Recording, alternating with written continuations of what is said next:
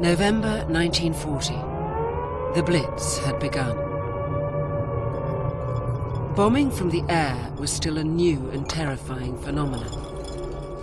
No British city had been systematically destroyed until the 14th of November. In the biggest raid to date, 500 Nazi planes attacked Coventry, deep in the heart of England. Devastating bombs were dropped on innocent families.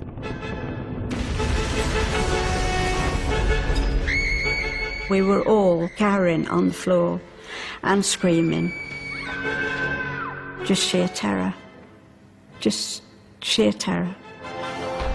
The British government feared that intense bombing could cause the psychological collapse of the entire population. Those fears would now be tested as never before. And you stood there petrified as these huge explosions were coming towards you, and you felt so totally helpless. It was a crucial moment in the war. Churchill awaited the outcome anxiously. Would the morale of the people crumble as their city collapsed? The first reaction was there was shock. And then the second reaction was, we're not going to let the buggers get away with it, you know? What happened after the bombing would astonish everyone. It would reveal both the terror of modern war and the extraordinary resilience of the British people.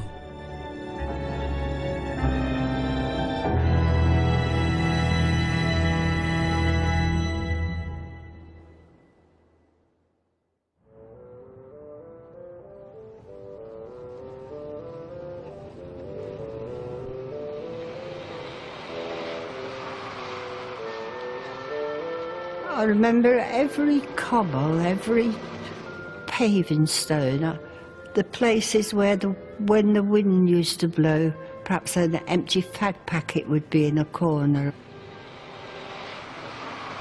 It was a lovely old-fashioned town. The houses and shops are ever so old. And the cathedral, the bells used to ring, and every third hour it used to play a hymn, Rock of Ages or that sort of thing. You didn't have to count the bell as it went. You knew by the hymn it was playing what time it was. The Cathedral of St. Michael had dominated the skyline of Coventry for half a millennium. But in the 20th century, medieval streets had been transformed. Coventry became an engineering and manufacturing centre. People from across Britain migrated to the city in search of work and a better life. We came down from Barrow-in-Furness in Lancashire, and we lived in terraced houses with backyards, and we came down to Coventry, and there we had a front garden and a back garden, and everything seemed to be so spacious. We thought what a nice open green place it was. Everybody sort of knew everybody. Everybody did the same sort of things. You know, you went to Sunday school on a Sunday, and you went to the pictures, Tuppence Halfpenny on the Saturday morning, the Tuppenny Rush. We were all the same, and there was a real camaraderie. This is the national programme from London. Germany has invaded Poland and has bombed many towns. General mobilization has been ordered in Britain. The following advice is given: to keep off the streets as much as possible, to carry a gas mask always. With the outbreak of hostilities, Coventry factories became crucial to the war effort. I worked at the Standard Motor Company. Places like the Alvis were making armoured cars, Standard making aero engines, Root Securities making aircraft parts. There's an awful lot of innovation and inventiveness and sheer hard work going on in Coventry at that time. Coventry was an obvious target. After a series of reconnaissance missions, the Luftwaffe had built up an intimate picture of the city. Coventry turned out hundreds of planes a year, but was very vulnerable to aerial attack. There wasn't anything particularly unusual in that because Britain's anti-aircraft defences were pretty poor. There were something like 36 anti-aircraft guns and 56 or so barrage balloons. The RAF had not developed on-board radar to the degree where it could successfully intercept and then destroy a bomber operating at night time. So it was pretty thinly defended. Factories and houses sat cheek by jowl. Heavy bombing of military targets would obliterate homes and lives throughout the city. The Battle of France is over. The Battle of Britain is about to begin. Upon this battle depends the survival of Christian civilization. This is a time when everything's bleak. France has fallen, Europe's fallen. We've come back from Dunkirk with nothing apart from the clothes we stand in. And it must be a very depressing time. As a prelude to the invasion of Britain, the Nazis decided to soften up the civilian population. Past masters at terror bombing, the Germans knew that aerial bombardment could break a country's will to resist. The theory was, from Hitler, well, you know, we'll just carry on knocking here, knocking there, and perhaps these guys will come to their senses and realise they can't win. There's no Americans to help us, the Russians are on Hitler's side. It must have been looked very, very bleak.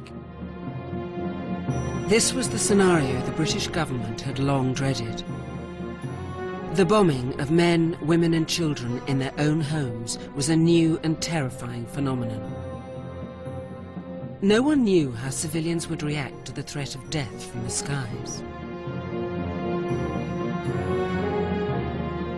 Government psychiatrists had estimated that if Britain was blitzed, up to 4 million civilians would suffer intense psychological trauma.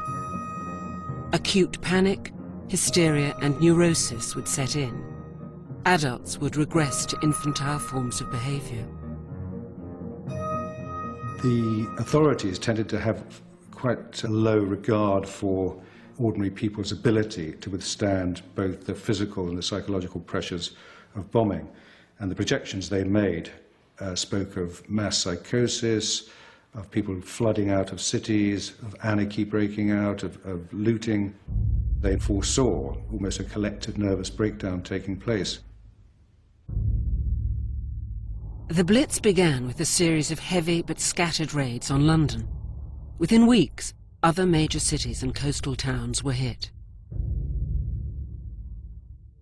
In Coventry, the bombing was regarded with curiosity rather than concern. There had been raids in the Midlands at Leicester and Birmingham, and in Coventry they said they can't find Coventry because we're in a hollow. And there's a mist in the hollow, and they said they can't find Coventry. Morale held up.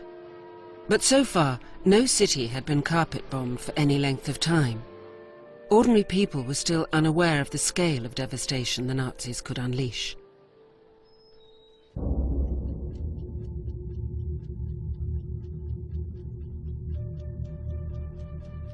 Then, out of the blue, British intelligence intercepted plans for the biggest attack to date. But no one could be sure of the target. The raid would take place during the night of the next full moon on November the 14th and was codenamed Moonlight Sonata.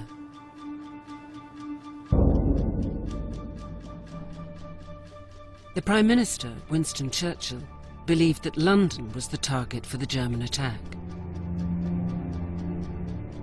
He thought it was going to be a heavy raid, his secretaries were moved out, his staff were told to get out of London. But he, Churchill, would stay in London that night as Prime Minister to be part of what perceived to be this heavy bombing. Only by mid-afternoon on the 14th of November did British intelligence finally identify the real target. An apocalypse was heading to Coventry. Britain's survival and the war's outcome could rest on the unfolding of the next few hours.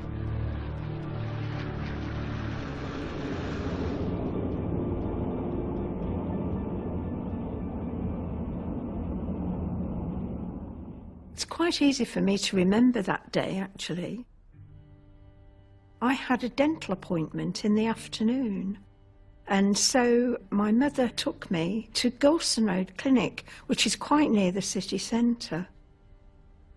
When we actually got home to the farm, it was already beginning to get dark.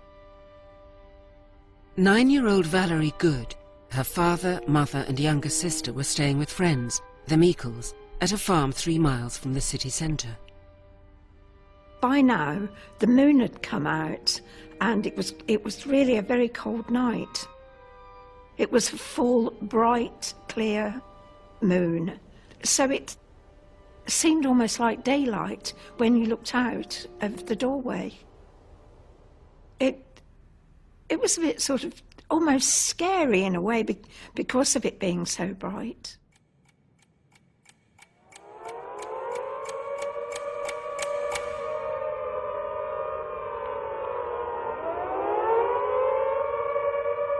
The sirens pervaded the whole atmosphere, all over the city.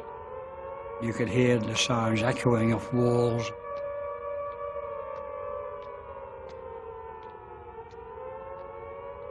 And it makes my hair rise at the back of my neck whenever I hear that sound, because you know that what it means is danger. 16-year-old Alan Hartley was a factory worker by day and an air raid messenger by night. I reported to our ARP post, which is number 607 in Grayswood Avenue.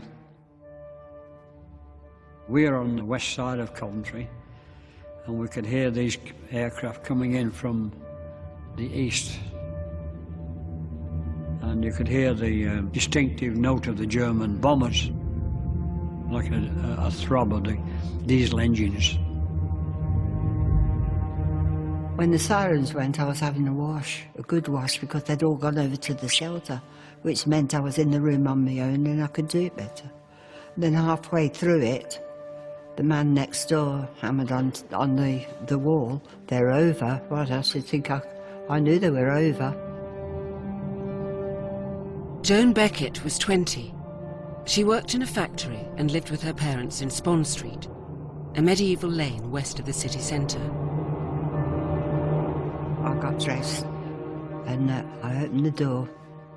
I ran down the entry and looked across at the shelter, and I could hear the man at the top of the shelter say, "Come on, run for it, missus, run for it."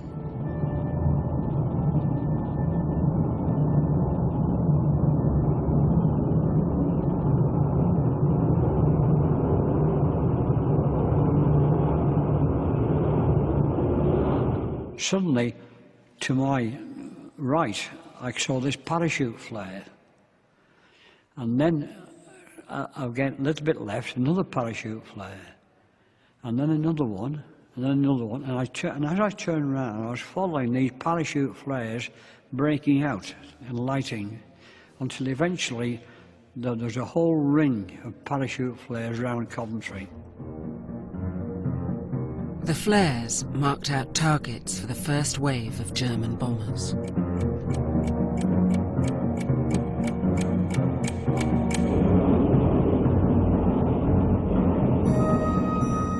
The attack began with the dropping of thousands of incendiary bombs to set the city alight.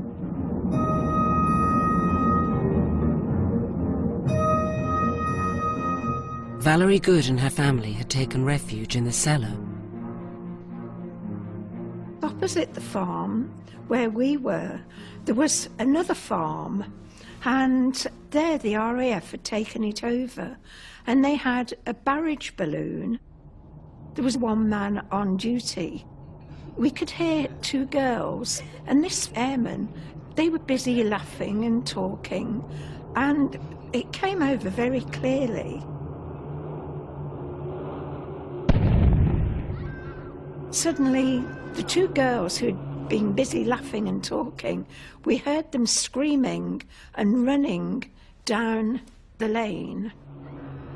Mr. Meekle, the farmer, and my dad went out to see what had happened. They actually carried the airman into the farm kitchen. Incendiary bombs were familiar, but this time the Germans had booby-trapped them. Anyone caught in the blast was showered with white-hot shards of metal. Mr. Meikle was on the phone and he was trying to get through to the hospital for them to send an ambulance out. He tried and nothing happened. Soon after that, the local policeman came just to see if everything was all right at the farm. He said he would try and get a message through to the hospital. More than 200 fires were burning across the city, but this was only the beginning.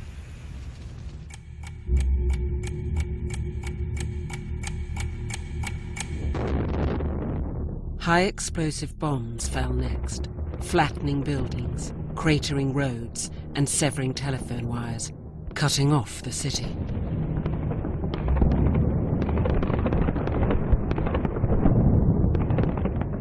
And you could hear the bombs muffled to begin with, but as they came closer, they came louder and louder and louder.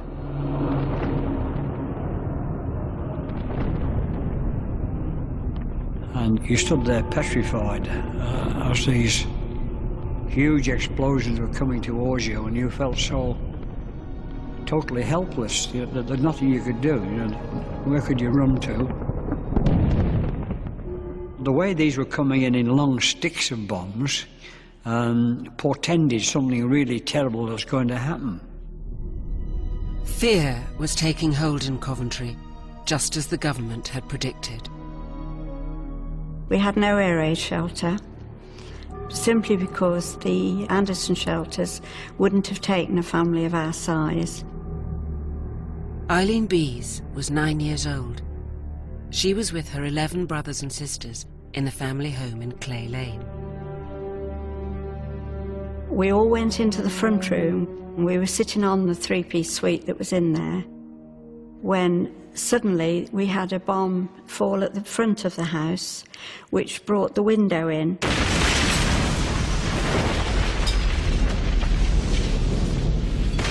And as the glass all came in, it all came across my back. And we were all cowering on the floor and screaming. And my sister was absolutely hysterical. Totally hysterical. But the house next door to us, they took Irish lodgers, and they heard us all screaming. So they got us all out and decided that we'd got to go round to the local shelter.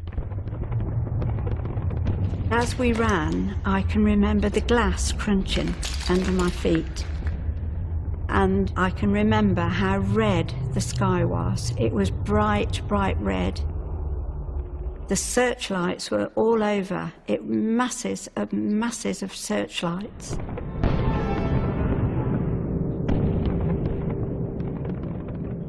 In the sky in front of you, you've got these huge searchlights. And just occasionally, you would see a little blob of silver in the searchlight where they picked up an aircraft just momentarily, and it looked like a moth in the candle flame. And all the anti-aircraft guns would centre onto that particular area. And then the moth would dive out and disappear, and then they go around the sky looking for it again. But very dramatic to see the people who were killing you and dropping the bombs lit up in a searchlight.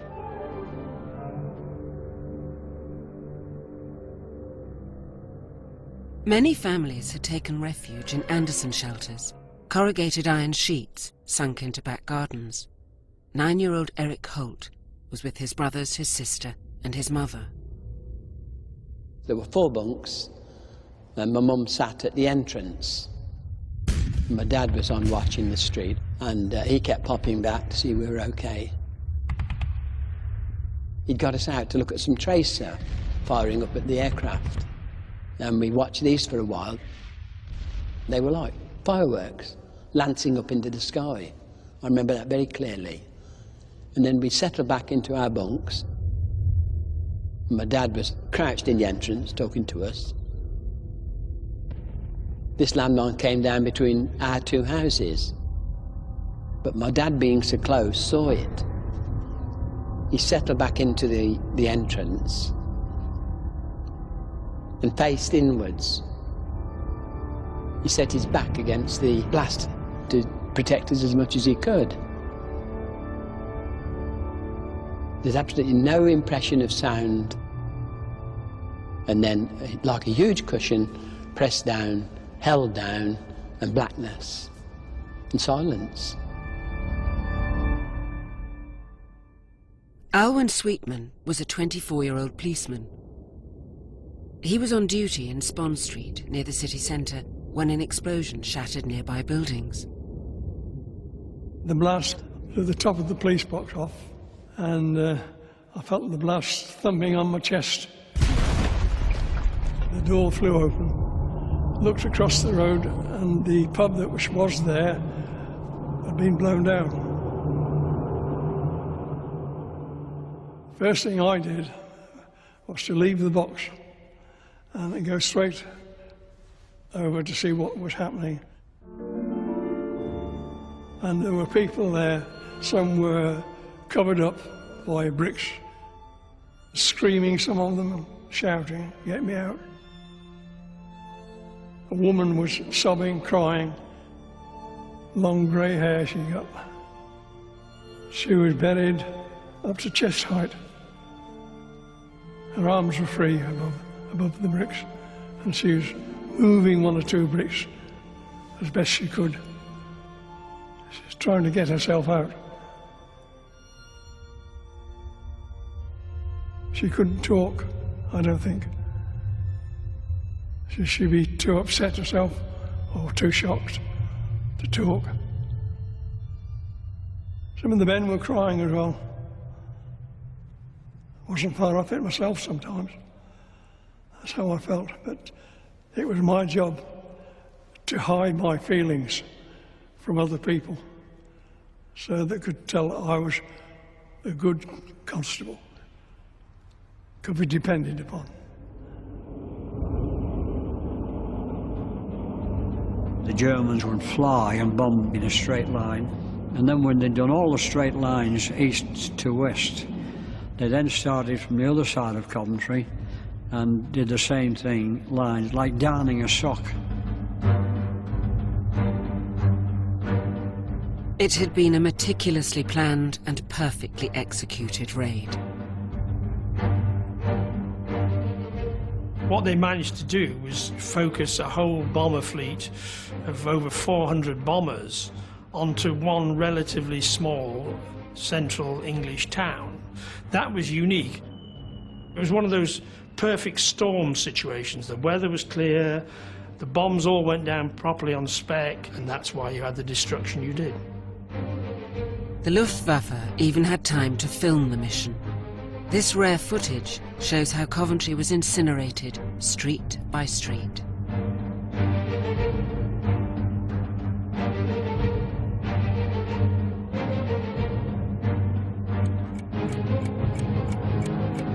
Almost all the telephone wires were down, but word made it through to the Prime Minister about the level of devastation.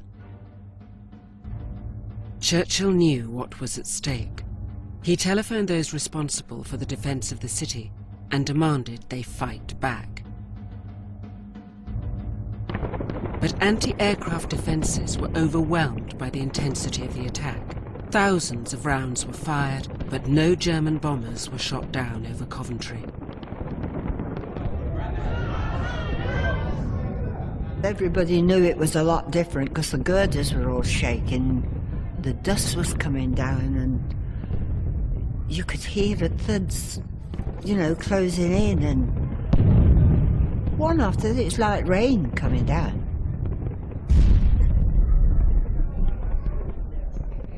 You talked and some tried to crack jokes, some of them were crying, some of them got things in their ears so they couldn't hear them. the children would get, you know, fretful, you know, crying and so on, because it's just a terrifying feeling, being a hole in the ground while somebody's pelting you with bombs. I was sort of up a corner with a candle trying to do some homework. Mum was trying to get the boys to sleep, but who could sleep through that? And of course, as the night wore on, the atmosphere got terrible because people smoked in those days.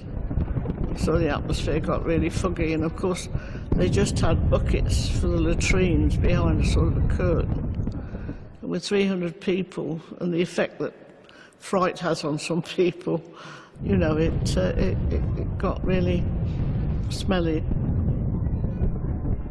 After hours of intense bombing, morale was beginning to break down. There was quite a bit of anger at times, I remember, where a lot of arguing went on. They were arguing about, well, it sounded silly things to me, like, for instance, how many bombs they'd heard come down and things like that. One would say, oh, that was 10, and somebody'd say, oh, no, it wasn't, it was only 9. I couldn't sit there. I used to go to the doorway of the shelter and look out into Spon Street. I could see Freddie Evans. He had a furniture shop, and on the other side of the road he had a pawn shop. And they must have both caught fire at the same time. And as I looked like that up the street, you could see the flames meeting over the top. His furniture shop, his pawn shop, in a big arc.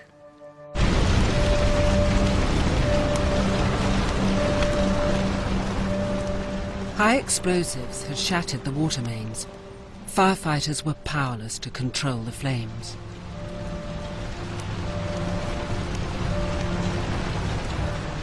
I think one of the most pathetic memories I have would be seeing this fireman there with his yellow oilskins. His face was blackened with smoke and the eyes were red-rimmed. He looked so pathetic and helpless because he was holding a hosepipe where there's no water coming out of the hosepipe, just a trickle of water coming out of the hosepipe. The German air crews were bombing to a carefully worked out plan designed to cause maximum devastation. You want to destroy water pipes so that the fire engines can't get through. You want to destroy the fire stations. You want to destroy the electricity supplies. You want to destroy everything that will stop the defenders defending and putting the fire out. What you want is the town to destroy itself. A firestorm was devouring the city. By late evening, a message was sent out. Fire position serious.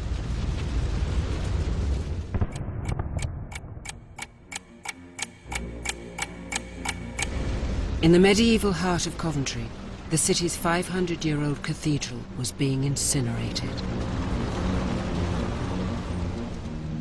Valerie Good and her family were still in the farm cellar when, several hours after his first visit, the local constable returned. I can remember seeing his face, how he'd changed so differently from when he came the first time. It'd become somehow greyer in his features, and you could sort of see the strain of what he'd seen and had to cope with in the few hours that he'd been away. I can remember him saying that the city was totally devastated. It was all on fire, and even the cathedral had been bombed. And my mum said she thought that was the worst thing out. She said, "Oh, not the cathedral."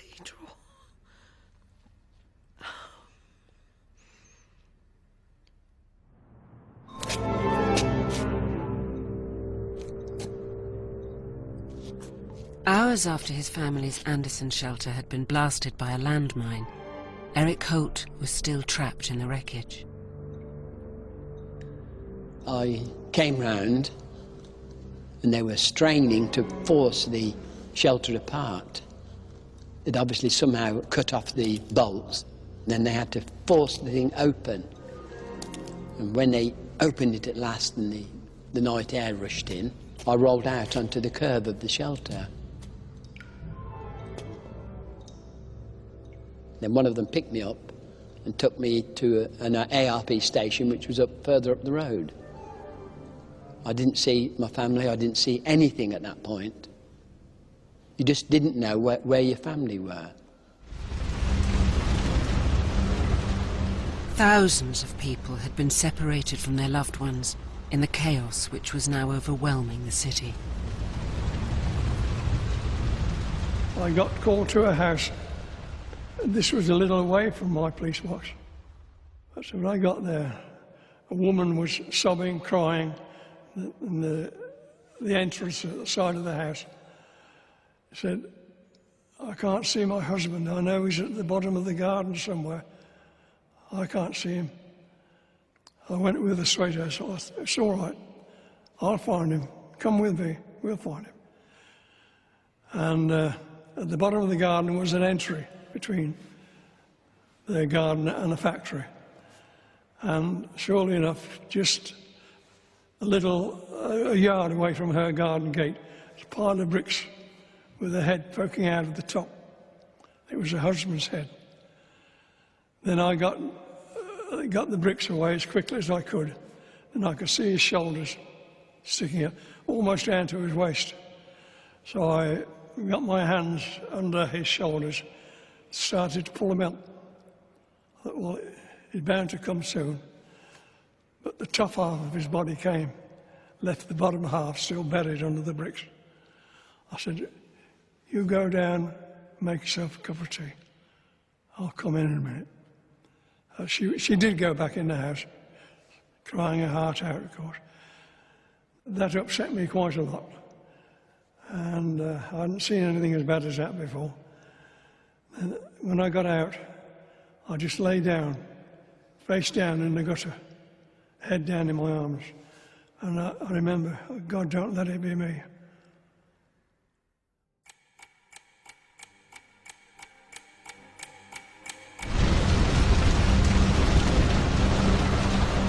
More than 6 hours after the raid began, the attack reached a climax.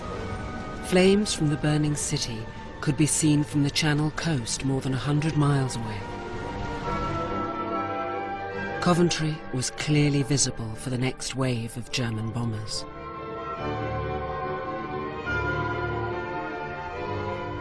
You just felt all knotted somehow inside. Just hoping that the next one that you heard wasn't going to blast the farmhouse to pieces. Then there was the most horrendous bang of the night.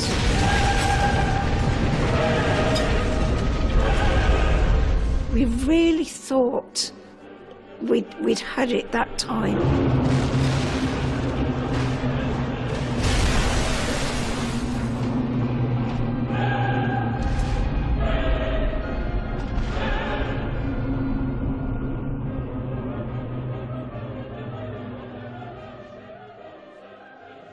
I don't know whether it's a fear,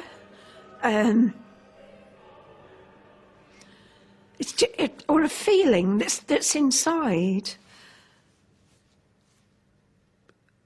which is almost indescribable because of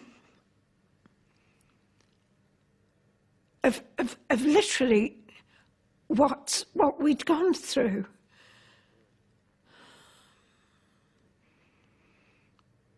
Oh God.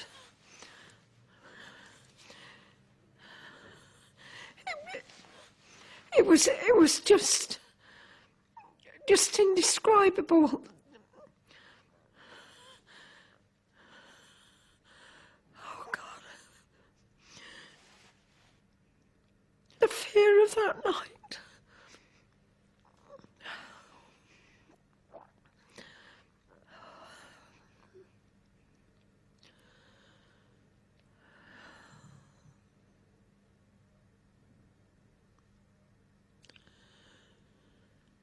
For a moment, I was really back in that cellar.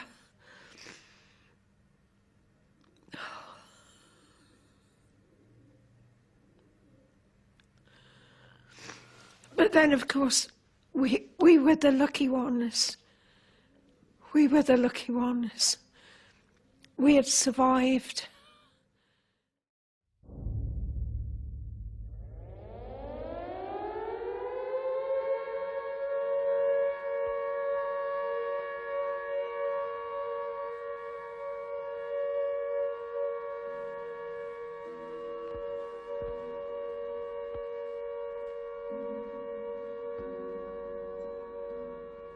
"500 tons of high explosive and 30,000 incendiaries had fallen on Coventry.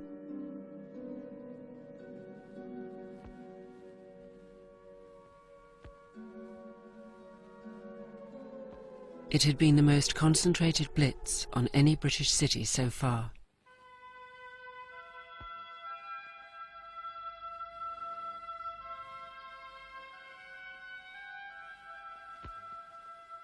After 13 hours spent underground, the people of Coventry emerged to a city transformed.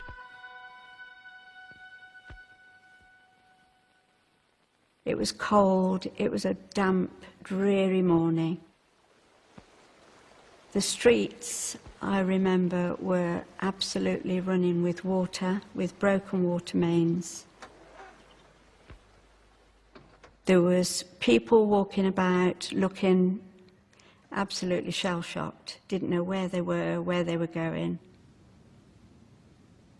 You couldn't believe that this had happened. I mean, one minute you've got a prosperous, lively town with people just going about their normal business, and the next you've got nothing. Just destruction. You know, people dead and homes, businesses gone, fires. Oh, there was horrible smells. You couldn't tell what it is. Some of it smelled a bit like meat cooking. And they'd laid out, you know, people they'd found covered up with blankets.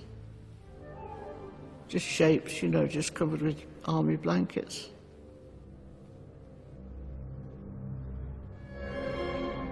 The respected research organisation, Mass Observation, arrived in Coventry a few hours after the all clear. They found a city suffering from a collective nervous breakdown. Women were seen to cry, to scream, to tremble all over, to faint in the street, to attack a fireman.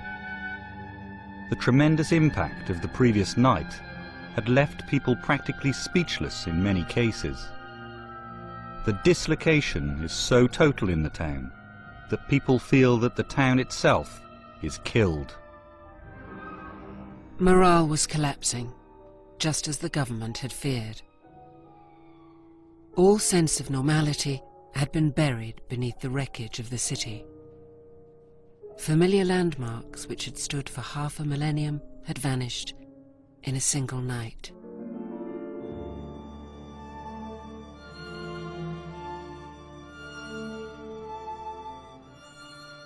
We stood and watched the cathedral.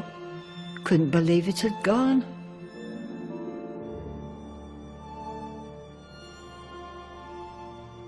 You could feel the heat before you got to it. The sandstone seemed to hold the heat. It was red. It wasn't red with the flame. It was red because it was red hot.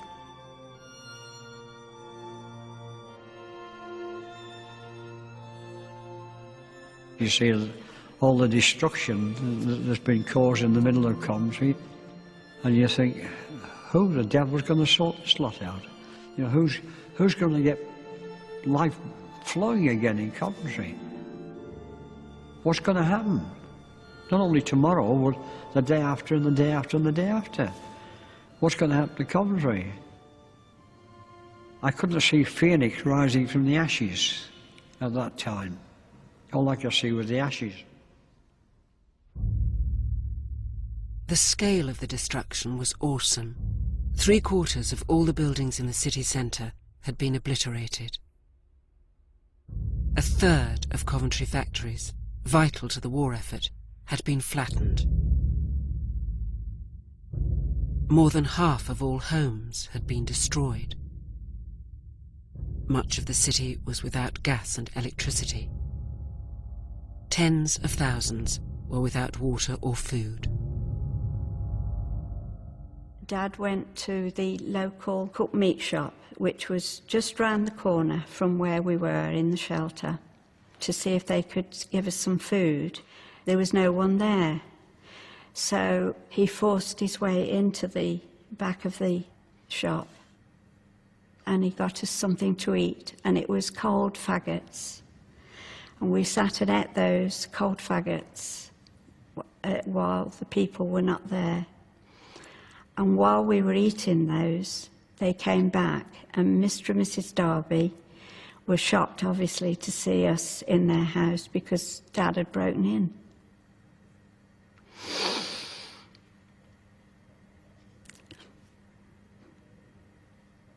And he wouldn't have done that normally. He would never have taken anything.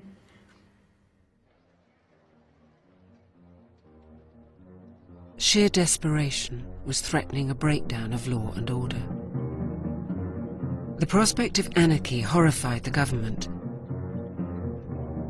The Home Secretary, Herbert Morrison, hurried to Coventry with cabinet colleagues. What they saw dismayed them, particularly Morrison, who detected, as he wrote in his diary, that there were signs of defeatism. He was unimpressed by the demeanour of the officials. I think his response was very unfair. These men had been up all night trying to defend their city. They were exhausted. Indeed, the chief of the fire service, who arrived covered in grime and dirt from the smoke, fell off to sleep during the meeting. But it was an indication of alarm in high circles about whether indeed Britain could take it. By late afternoon, rumours spread that more German bombers were on their way. 100,000 people, half the city's population, fled in panic. Hilda Marchant was a battle-hardened war reporter for the Daily Express. She described the mass exodus. It was a familiar sight, one I had seen in Spain and Finland. Yet this was worse. These people moved against a background of suburban villas, had English faces, used the English tongue, wore English clothes. They were our own kind. There were hundreds of people walking, not only us. They'd got babies in prams. We had a baby in the pram. They were carrying things that they could manage. They were crying. There was a lot of crying. Just total despair, really. Coventry was absolutely essential to keep the war production going, to keep the munitions factories, the armaments factories churning out the weapons that were needed to win the war. If the people of Coventry, if the factory workers were going to run away after such a bombardment, then this posed very, very serious questions about whether the war could actually be maintained. Tom Harrison was the director of mass observation. In a broadcast for the BBC, he described the despair he'd encountered in Coventry. I spend a good deal of life listening to other people talk, but I've never heard people talk less than in Coventry yesterday. As soon as darkness fell, the streets were silent. The people of Coventry had gone to shelter. I think this is one of the weirdest experiences in my whole life, driving in a lonely, silent desolation and drizzling rain in that great industrial town. Harrison's report sparked fury in the cabinet. Coventry's morale was in freefall, and now, through the airwaves, it threatened to infect the nation at large. Concern was so great that the government even contemplated taking over the BBC. the greatest threat to the independence of the broadcaster during the whole of the war.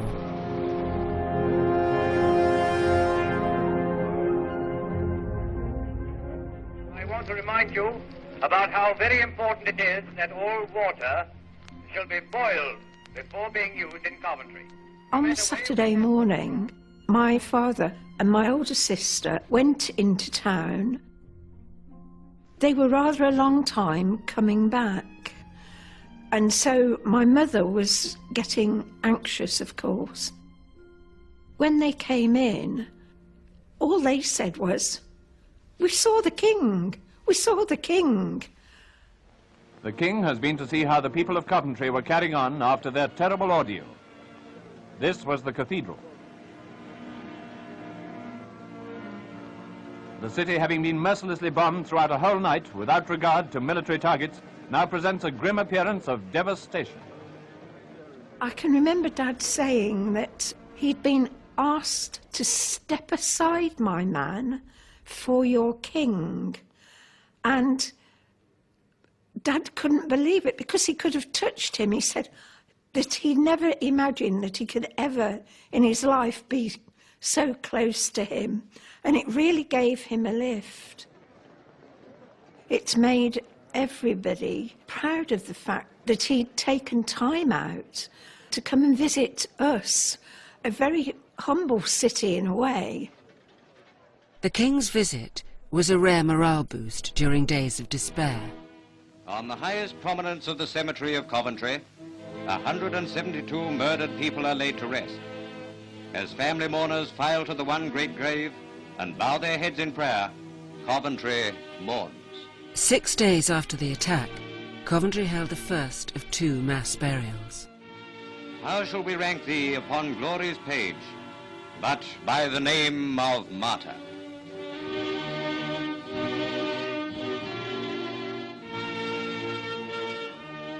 Nine-year-old Eric Holt was still in hospital.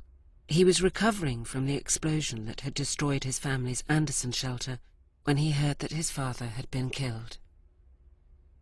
The nurses were so kind and trying to be comforting, and people do the best for you all the time, but you don't really, I think, appreciate it, and it's a shame. Sometimes you feel you'd like to go back just to say thank you.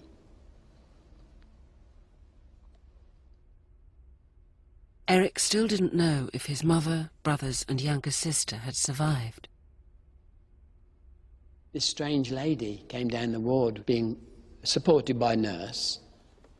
I was really worried, and when she stayed and came to my bed and approached me, it was quite frightening, really. And it was my mother, and I did not recognise her until she spoke. Left side of her face was burnt. She lost her eye. Her wrist was broken. She was burnt down her left side, ankle broken. Just threw her arms around me and like a reunion. Nearly 2 months after the Blitz, Eric was finally reunited with his brothers and his sister.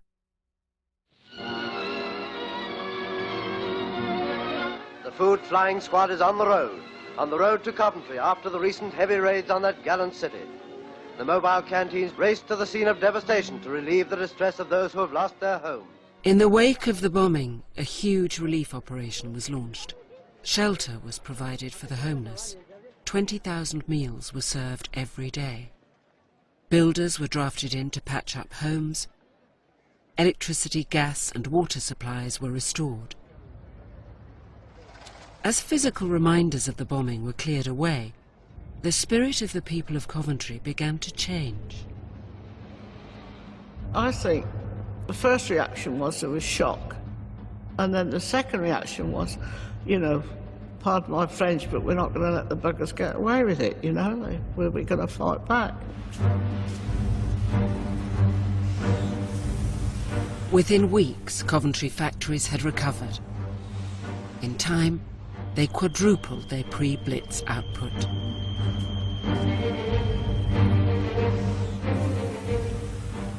Absolutely fantastic, the speed that they recovered. Although the workers weren't in the front line, they were going to give every support they could to the people who were in the front line. I've seen people, when the air raid warnings had gone in the factories, working on their machines with the tin hats on their heads. The town itself just came up like a phoenix and got on with its life, and the war machine that came out of there and the people's resolve was more dedicated, more powerful than before. So from a military point of view and a strategic town point of view, I think Coventry probably came out with fire in its belly to an extent it didn't have before. The government had feared that the bombing of Coventry would lead to mass panic and hysteria. This could corrode morale and sap the will to fight. But contrary to expectations, an attitude not of defeat but of defiance had taken hold. And when evacuation places were offered to 10,000 people, only 300 chose to leave.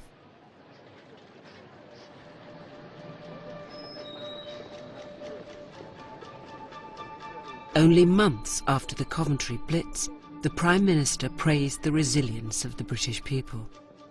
When, after the enemy wearied of his attack on the capital and turned to other parts of the country, many of us, in our hearts, felt anxiety.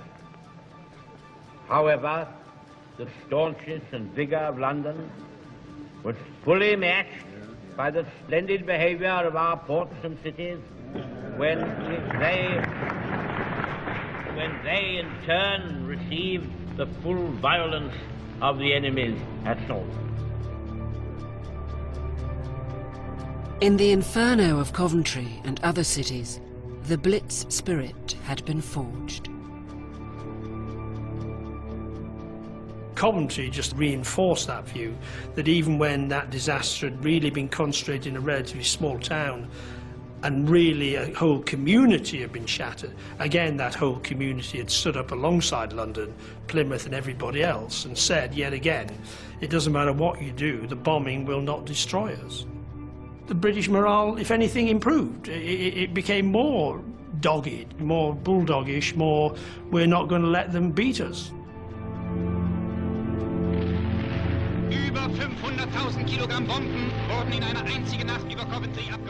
In the immediate aftermath of the bombing, jubilant Nazis had coined a term to describe the laying waste of a town by air attack: to Coventrate. But the propaganda backfired. The Coventry Blitz became a symbol of Nazi ruthlessness. It showed that there was going to be no mercy in this war, and that it would be foolish to show any mercy to the people who had perpetrated the attack.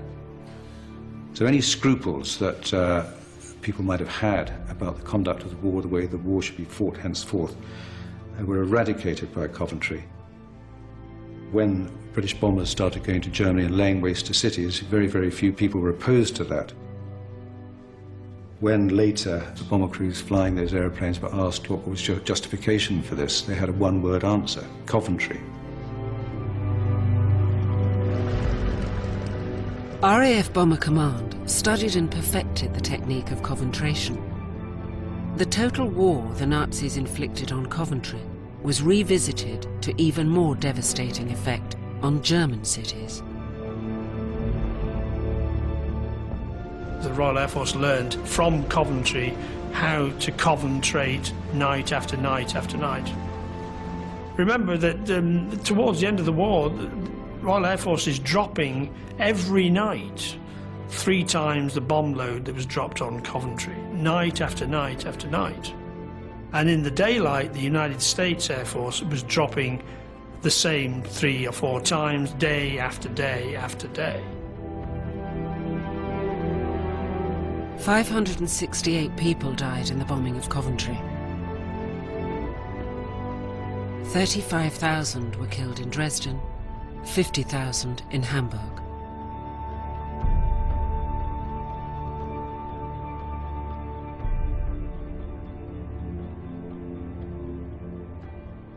Coventry's resurrection had proved the doommongers wrong, but the city that emerged from the ashes was utterly changed.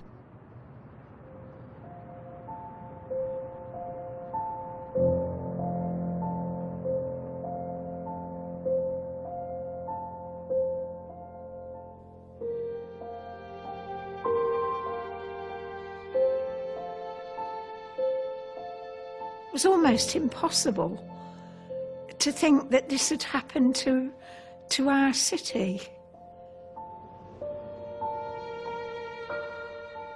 And everything had changed, literally overnight.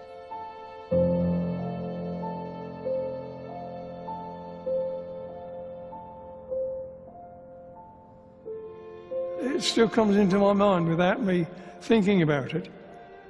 These days, still comes into my mind.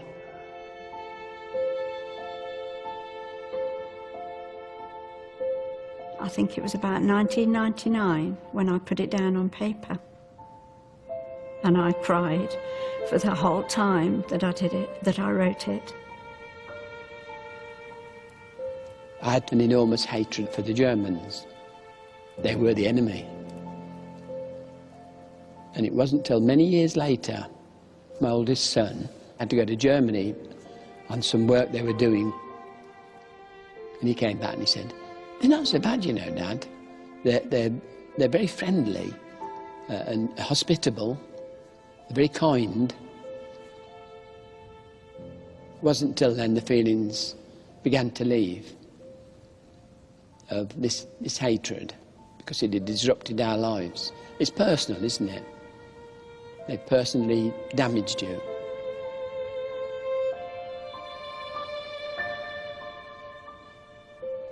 You just have to let go. It's past.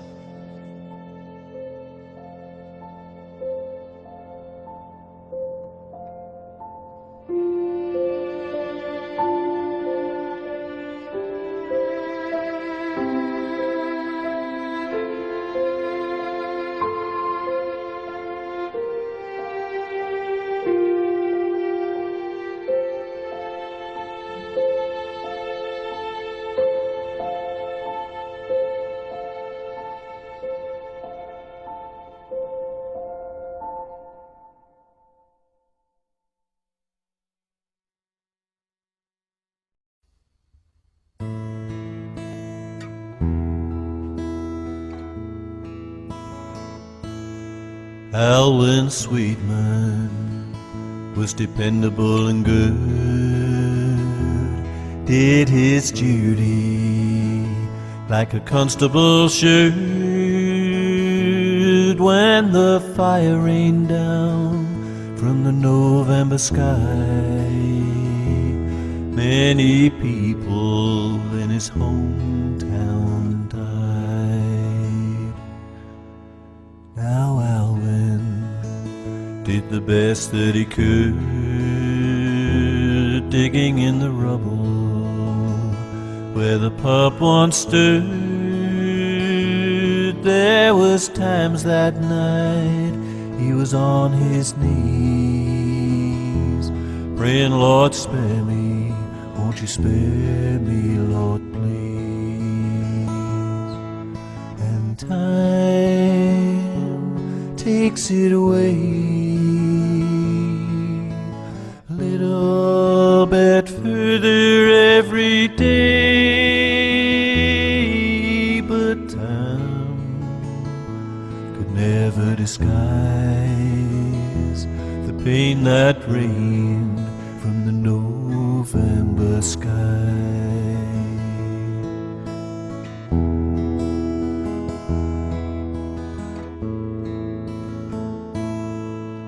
Eric Holt, just 9 years old, lying in a shelter, his eyes to behold, tracer arcing into the night sky. Landmine falling took his daddy's life, and time takes it away, little bit further every day, but time could never disguise the pain that reigned from the November sky.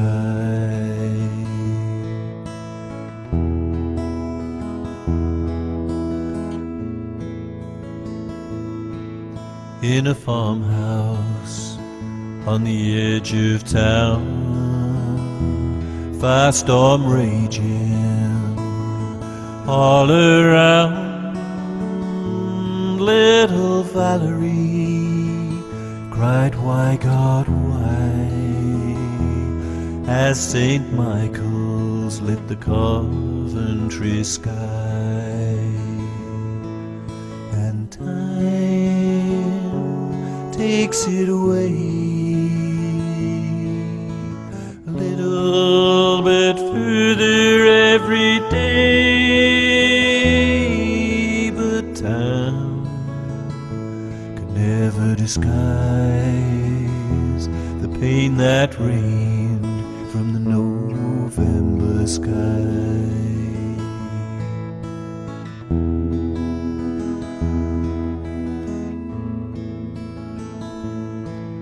From the ashes of that old town there rose a spirit of world renown, and that spirit, it'll never die. Still we remember that November sky. Yes, we still remember that November sky.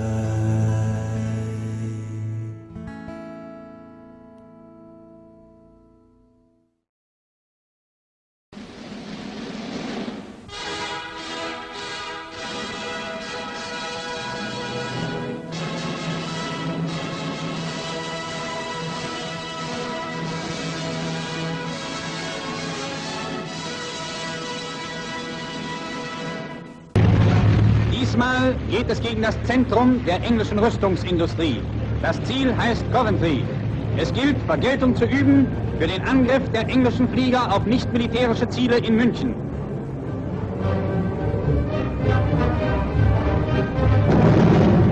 Die englische Flak ist auf dem Posten. Ein wahrer Feuerhagel prasselt uns entgegen. Aber ungehindert geht es weiter.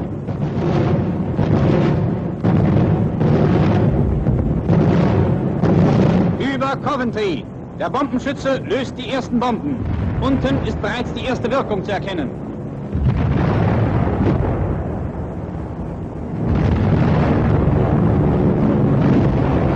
Die Brände werden immer zahlreicher und das ist erst der Anfang.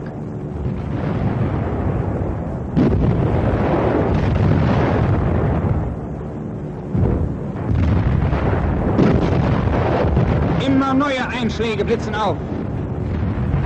Über 500.000 Kilogramm Bomben wurden in einer einzigen Nacht über Coventry abgeworfen. Führende amerikanische Blätter schrieben, Coventry sei dem Erdboden gleichgemacht worden. Mr. Churchill aber faselt immer noch von der Unbezwingbarkeit seiner Royal Air Force.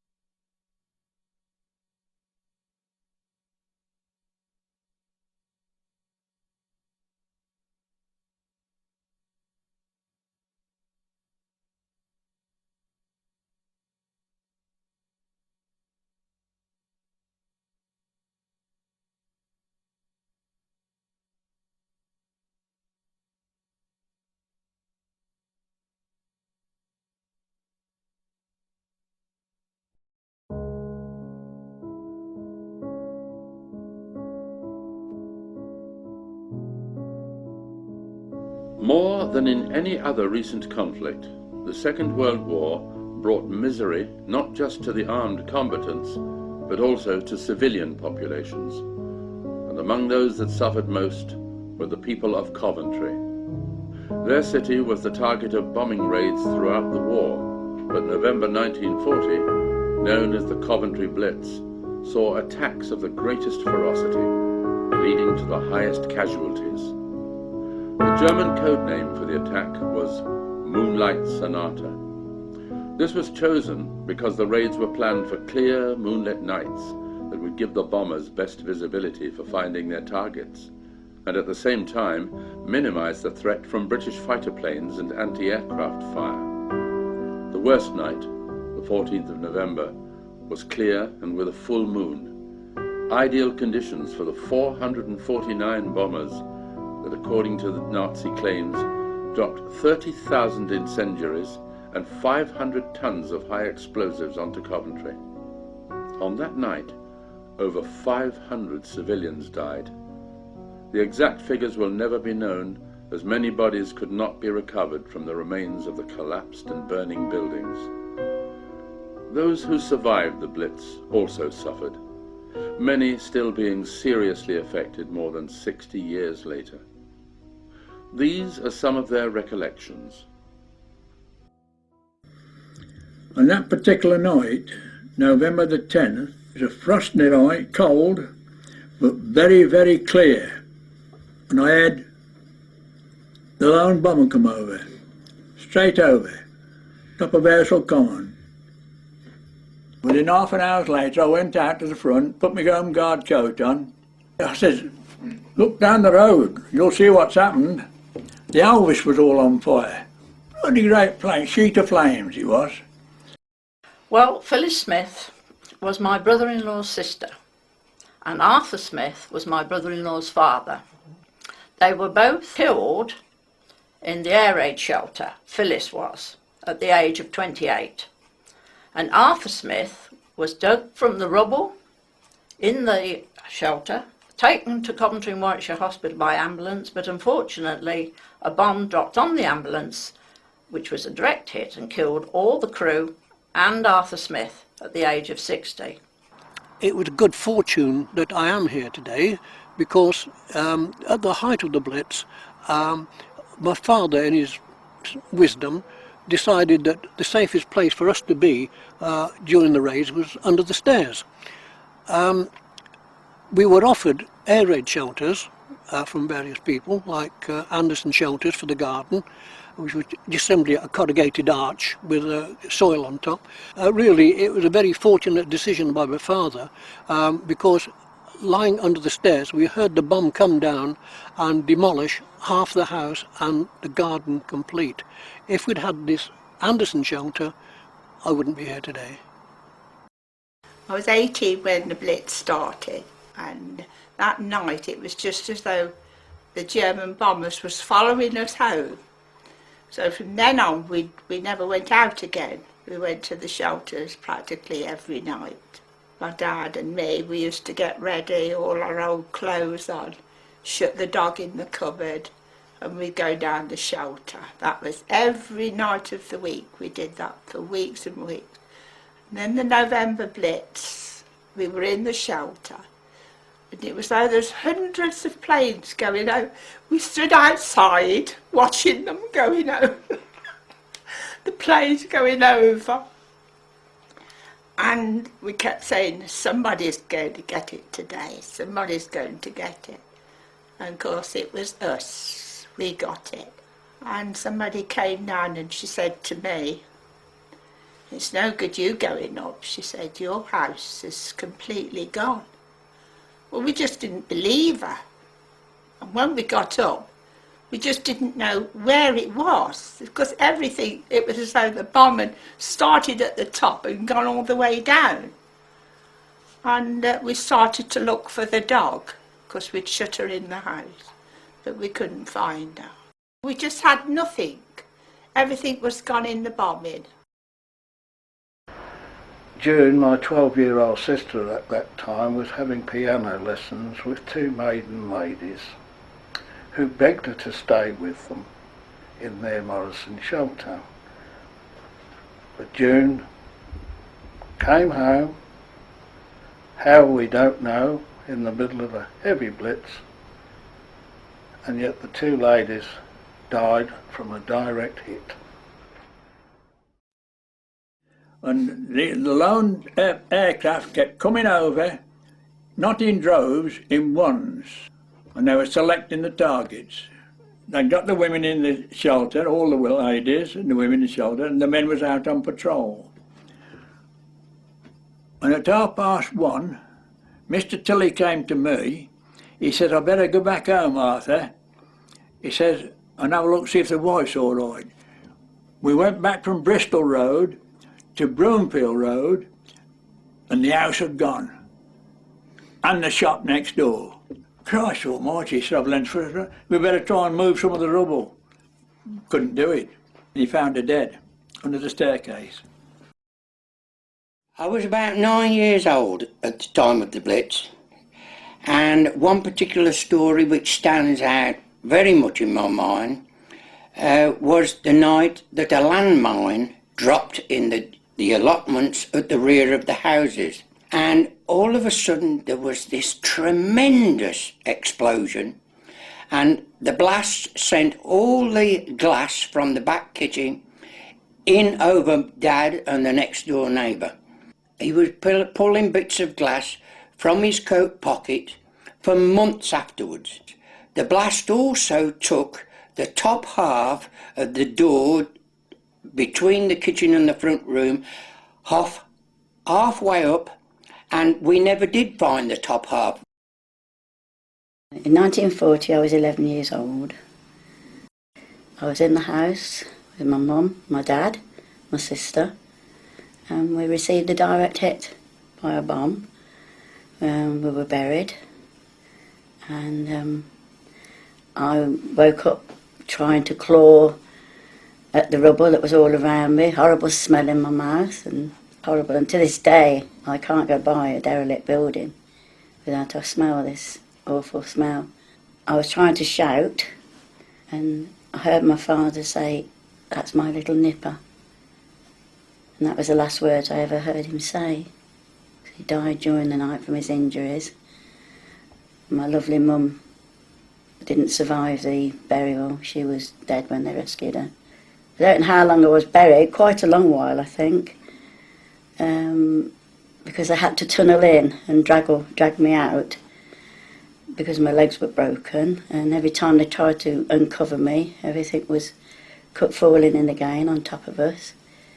Eventually they did tunnel in and drag me out.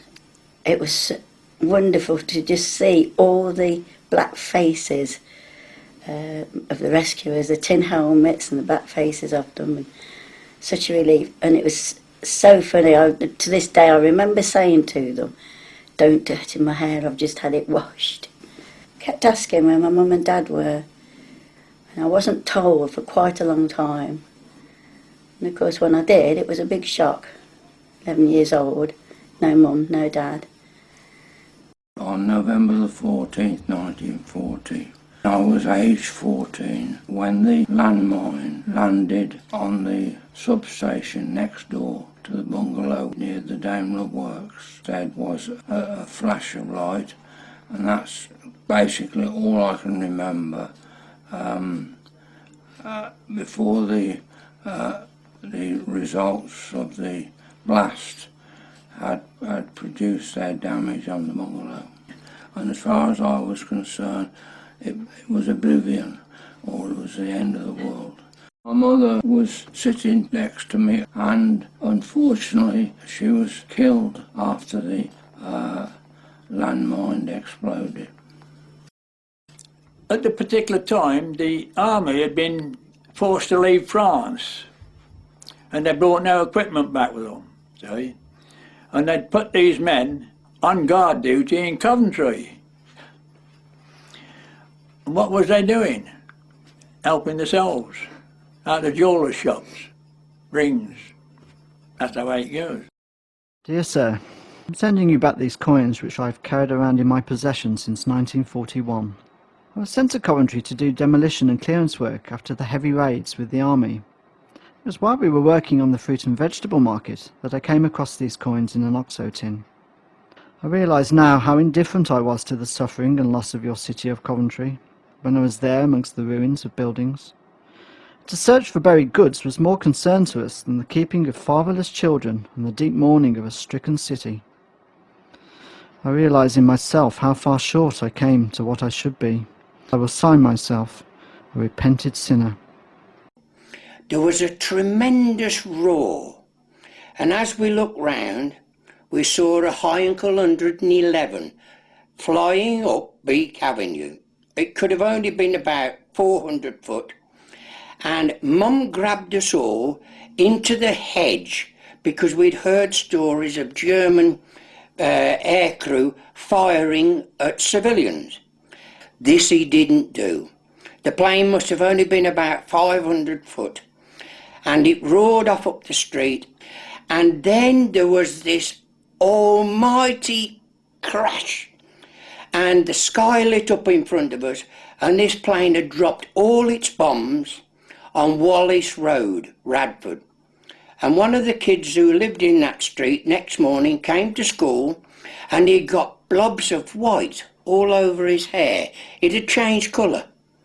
And when I got past where the new cathedral is now, to the old cathedral, I couldn't walk on the pavements. They was red hot.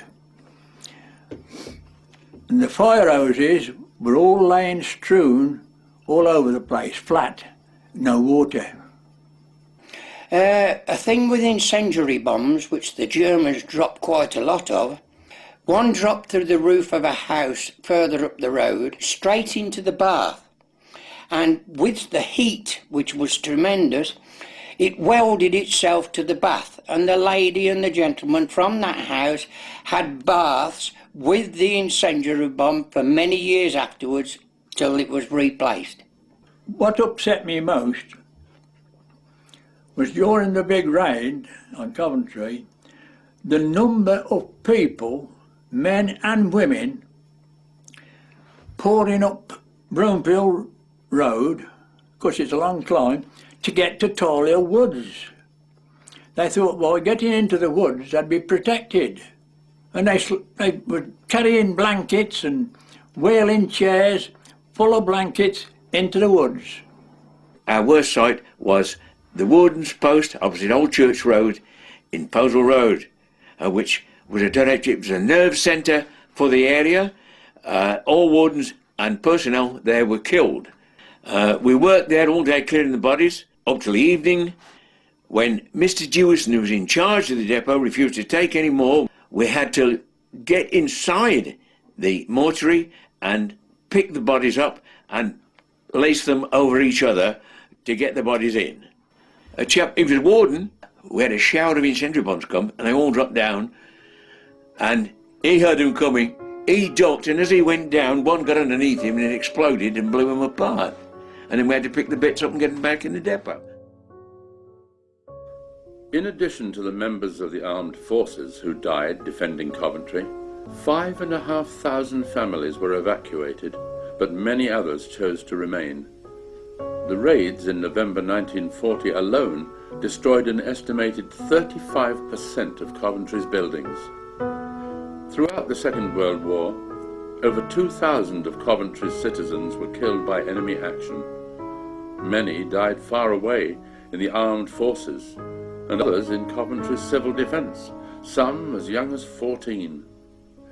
The majority, however, were civilians who died either in their homes or workplaces, or while seeking safety in air raid shelters.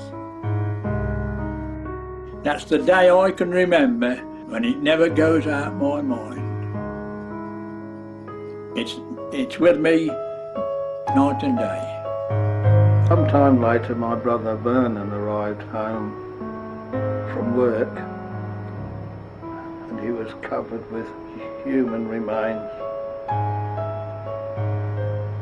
He'd been taking shelter in an alleyway opposite a bus queue on which a bomb had dropped. Vernon was never the same again.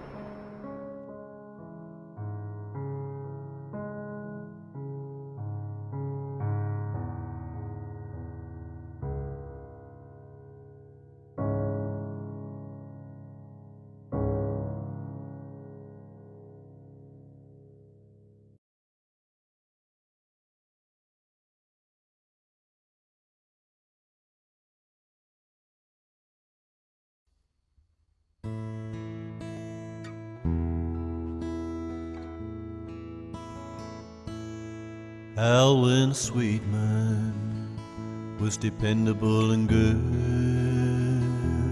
did his duty like a constable should. When the fire rained down from the November sky, many people in his hometown died. Now Alwyn did the best that he could, digging in the rubble where the pub once stood. There was times that night he was on his knees, praying, Lord, spare me, won't you spare me, Lord, please. And time takes it away, a little bit further every day,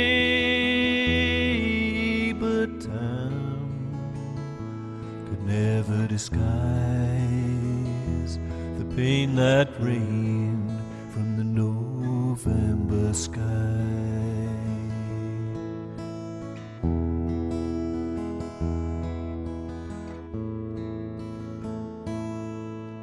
Eric Holt, just 9 years old, lying in a shelter, his eyes to behold, tracer arcing into the night sky. Landmine falling took his daddy's life, and time takes it away, a little bit further every day, but time could never disguise the pain that reigned from the November sky.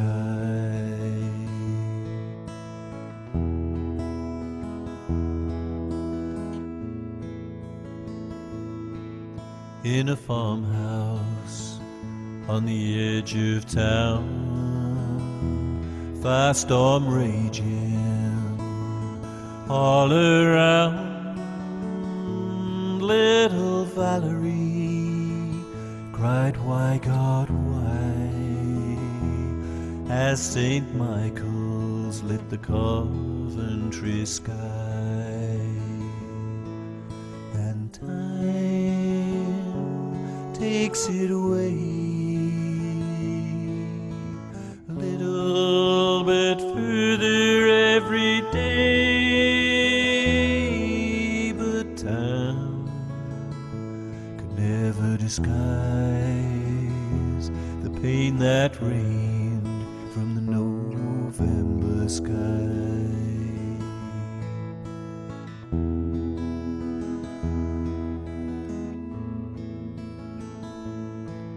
From the ashes of that old town, there rose a spirit of world renown, and that spirit, it'll never die. Still we remember that November sky. Yes, we still remember that November sky.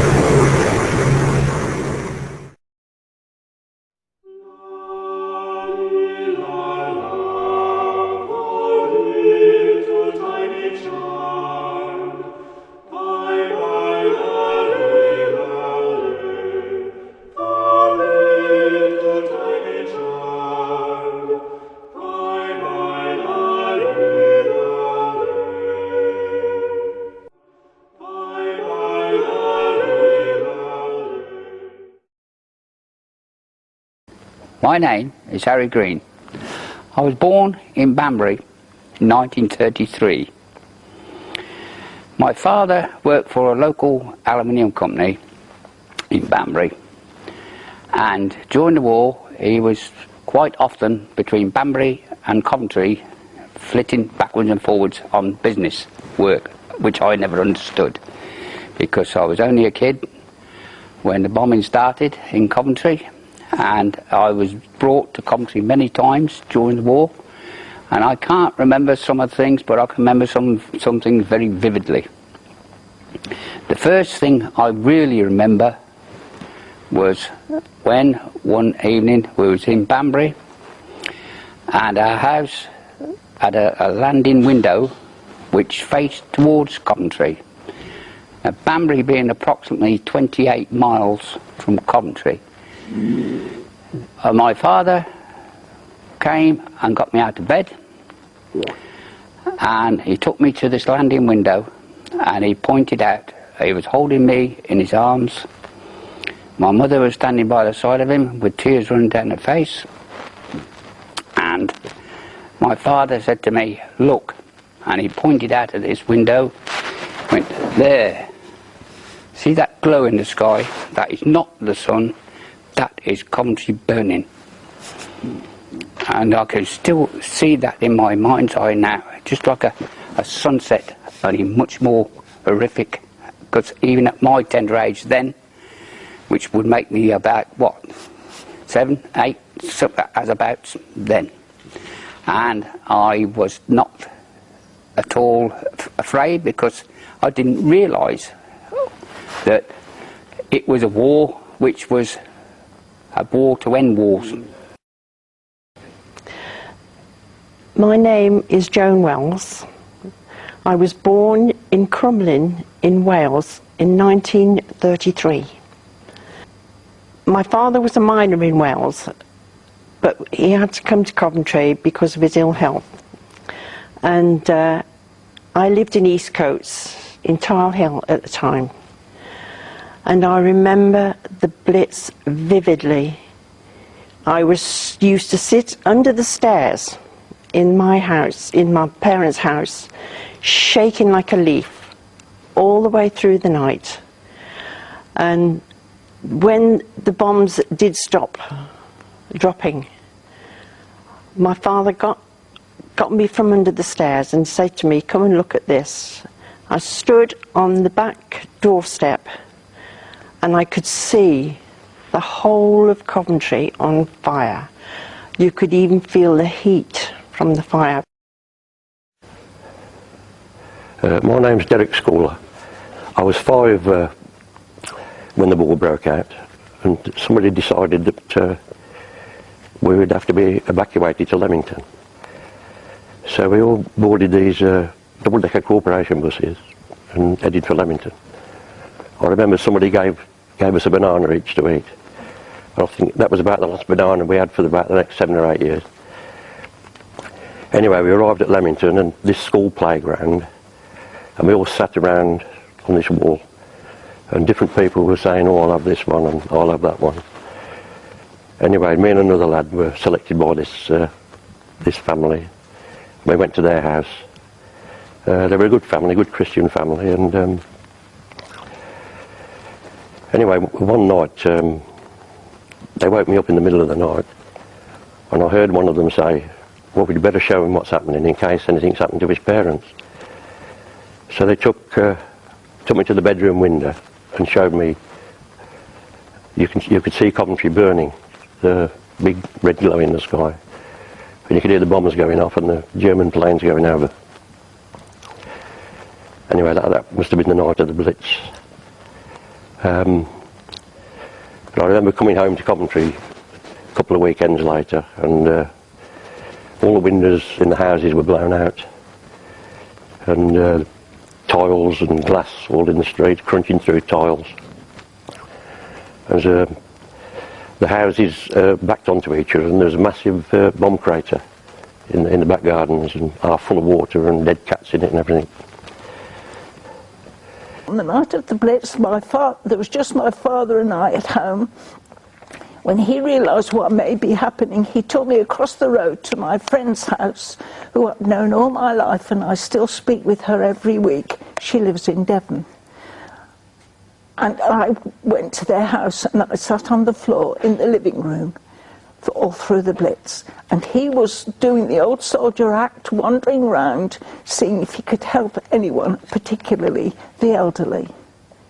After the Blitz, I went back home and he had seen all that had happened, been into the city, quite shocked and annoyed and couldn't believe that anyone dare bomb our cathedral. And we came home and there was no water, no gas, no electricity, but we were alive, so we were very grateful for that. We got evacuated, told to come out of our Anderson shelter. They once again took us to the shelters on Quinton Pool. We emerged from those shelters at 6 o'clock in the morning, and if anybody's seen the evening sky last night, I'm talking now 2007, the red sky, it reminded us then. From there, it was a brilliant red from the burning fires in the city centre. We made our way home. There was no gas, no electricity, no water. All those had been gone through the bombing. Anyway, being a adventurous lad as I was, I took my bike and went up to the city centre just to see what the damage was. I had to carry my bike, as you can imagine, through the city centre. I was make my way down Hertford Street, and the copper there said, "You can't go down there, son, there's 2 unexploded bombs." So I did. I went down Hertford Street and viewed the damage, and that was one of those instances that I did witness the whole damage in the city centre in Broadgate that morning, and believe you me, it lives with me to this day still. My memory is of my mum and dad had a big garden, and we had an Anderson shelter at the end of the garden, and I remember that in the night they used to wake me up and take me to the shelter, and they used to put on the siren suit, which they said, and this was a zipper suit with, you put your legs in and your arms, and you had a hood on. And I can remember vividly them saying, "Come on, it's time to get up and get your siren suit on," and we're going to the shelter. And I would hear the sirens go, and the shelter was damp and wet, and I just remember the smell and the feeling of it, although I was young. And it just remains with me forever, and I can hear the droning of the planes going overhead, and then the all clear sounding, and they would lift me up, and I forever think of these little zipper suits the children have as a siren suit, and that's my memories. We'll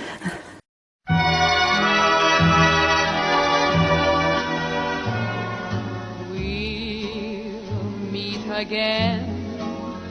Don't know where, don't know when, but I know we'll meet again some sunny day.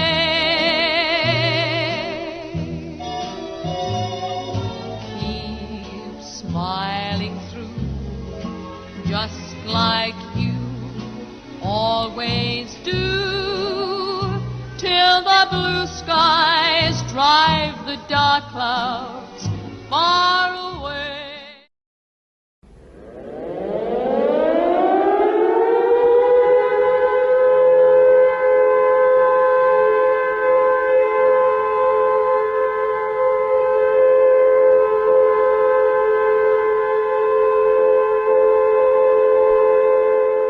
Hello and welcome to my video about the Coventry Blitz. It was a terrible time in history, but should never be forgotten. Hope you like my video.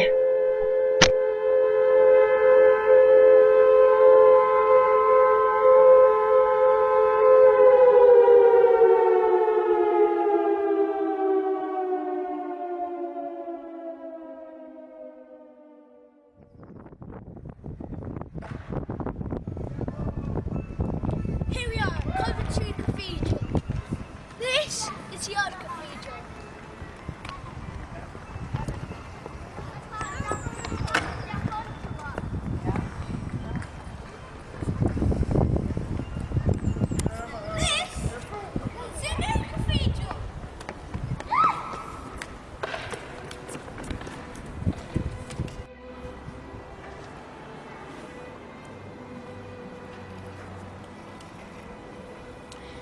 My great-granddad fought in the Second World War before he went to the other side of the world to fight against the Japanese in Burma. He lived in Coventry. We all know Coventry as being our nearest city, just a few miles away. But in 1940, Coventry was attacked by the Germans, and it was really bad.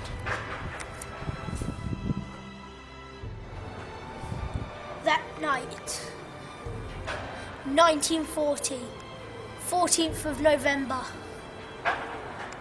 that night is now known as the Coventry Blitz.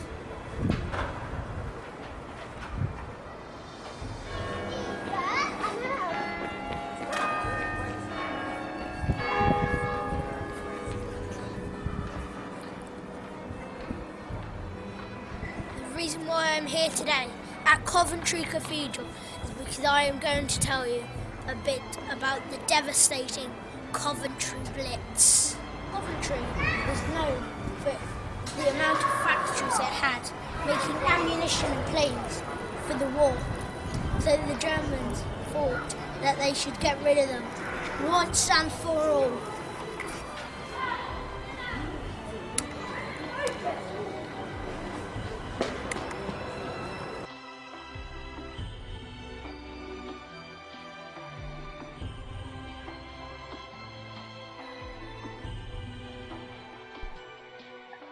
On the 14th of November in 1940, 515 German bombers set off from occupied France.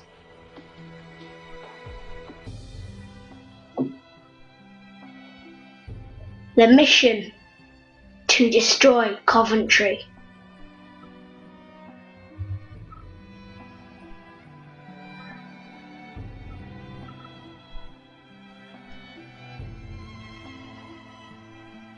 They dropped thousands of bombs onto Coventry all through the night.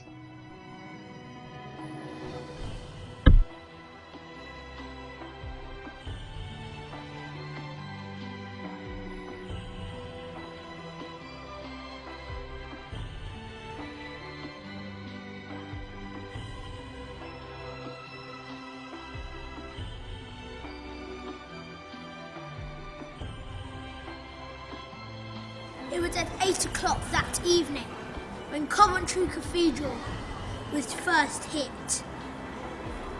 More bombs quickly followed, and soon the cathedral was engulfed in flames.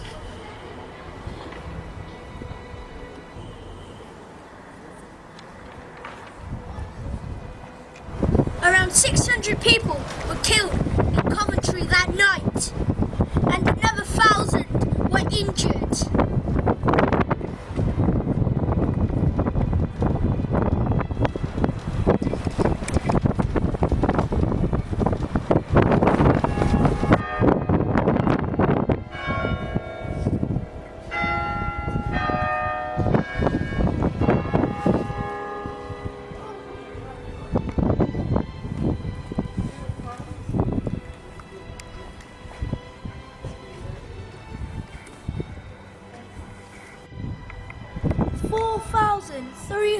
Homes were destroyed, and 2/3 of the city's buildings were damaged.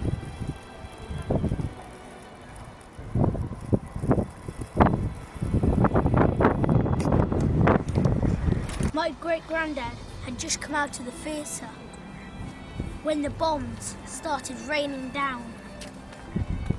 He said, "All hell let loose within seconds. A continuous deafening sound of exploding bombs, the bursting of water and gas pipes, buildings collapsing, and fires raging in every direction will never be forgotten."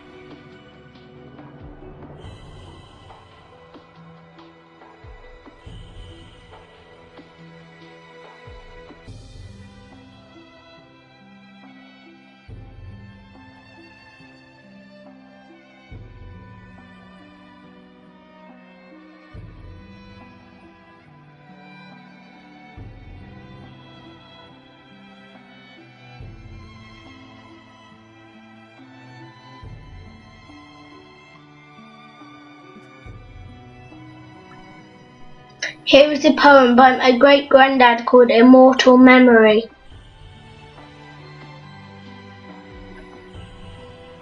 It happened one November night, when our city stood still in full moonlight. The sirens wailed, the whistles blew, to us the sounds were far from new.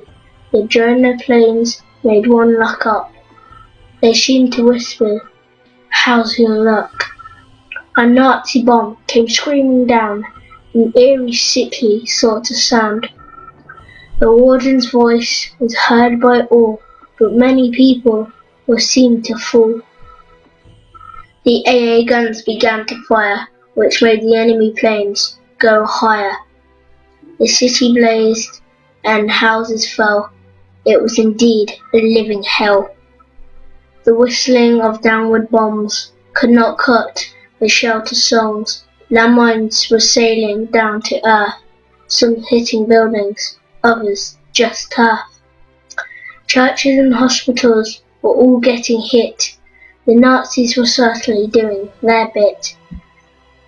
The shelters were standing up to the test, Anderson's, home-built ones, and the rest.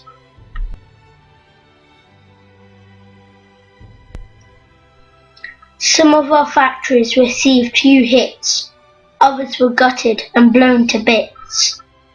Men at the searchlights were kept very busy, trying their hardest to get the pilots dizzy. Dogs in the streets howled in despair. Even they needed some sort of care. The blitz continued all through the night and never ceased until the signs of light. At long last, dawn appeared, but what we saw brought forth a tear. Part of the city we loved before had completely vanished for evermore. Women and children, as well as men, had perished in that night of hell. Survivors of the raid will not forget those Nazi bombers, you can bet. The heroes who died in that terrible blitz will live forever in our midst. But they won't be forgotten, as you will see, these gallant citizens of Coventry.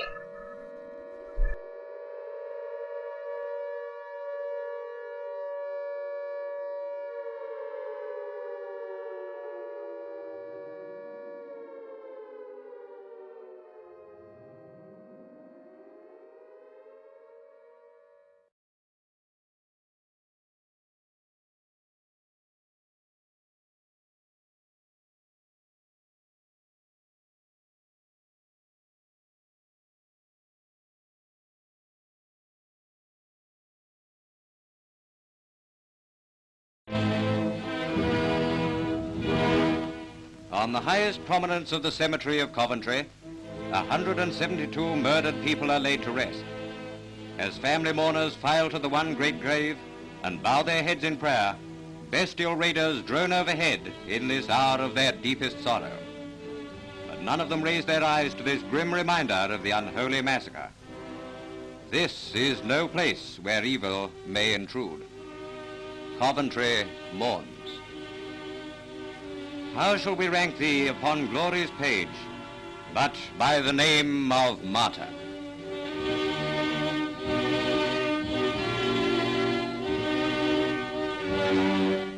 This tragic scene once more brings home to us the necessity for exterminating the perpetrators. It is a clarion call to the youth of Britain to join the noble band of flying men who will avenge this awful catastrophe.